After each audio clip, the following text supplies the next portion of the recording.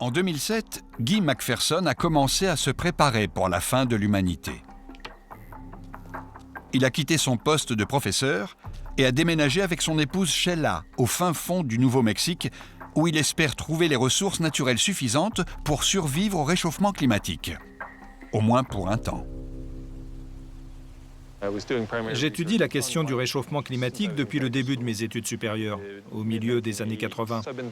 Et j'ai une certaine expérience du sujet. Les changements climatiques détruisent la capacité des organismes vivants à évoluer et à s'adapter. L'humanité ne va donc pas mourir de son incapacité à s'adapter. Ce n'est pas ça le problème. Elle périra parce que tous les organismes dont elle dépend pour survivre vont disparaître. Combien de temps donnez-vous à l'humanité ? J'ai du mal à imaginer qu'il restera des humains en 2030. La planète sera devenue trop hostile pour survivre. Donc pour vous, d'ici 15 ans, tout le monde, y compris votre femme et vous-même, aura disparu de la surface de la Terre. C'est ma conviction, en effet.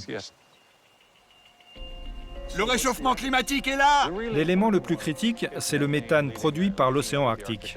Plus il se réchauffe, plus il dégage de méthane. Le méthane est un gaz créé par la décomposition de matériaux organiques, comme les déchets ménagers stockés dans les décharges. D'importantes quantités de méthane sont piégées depuis des milliers d'années dans les pergélisols et sous l'océan Arctique. Avec le réchauffement climatique, le méthane s'échappe dans l'atmosphère. Le méthane est un gaz à effet de serre bien plus puissant que le dioxyde de carbone.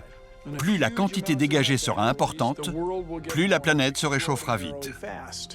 Qu'avez-vous imaginé? Vous pensez que vous mourrez de faim ou plutôt de soif? Peut-être que je mourrai d'étouffement à cause de la poussière dans mes poumons, ou bien de faim. Donc vous attendez tout bêtement que la fin du monde arrive? Eh bien, non, pas vraiment. J'essaye d'informer les gens de tous les facteurs que j'ai eu l'occasion d'étudier et qui font que nous allons tous mourir. Pardon? Il n'y aura pas d'exception. Il a réussi à me déprimer. À écouter Guy, je pourrais devenir alcoolique. Au pire, il reste toujours la divine bouteille pour nous remonter le moral. À la fin du monde.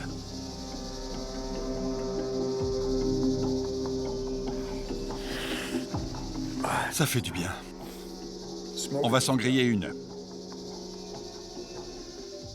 Il y a de quoi entrer en dépression. Ça me fout le cafard. Oui, ça craint carrément.